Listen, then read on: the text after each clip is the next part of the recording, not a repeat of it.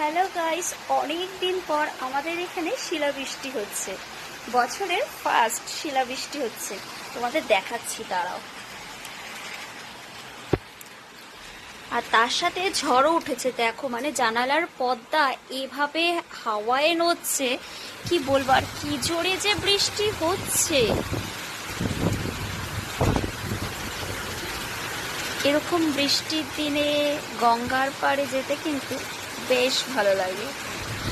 আর শিলটা যদি তোমাদের দেখাতে পারতাম, তো মানে অনেকটা সাইজে অনেকটা বড় এরকম শিল পড়েছে। নিচ দিয়ে আমার গাড়িটা ভিজছে, গাড়িটা আজকে তুলতে ভুলে গেছি।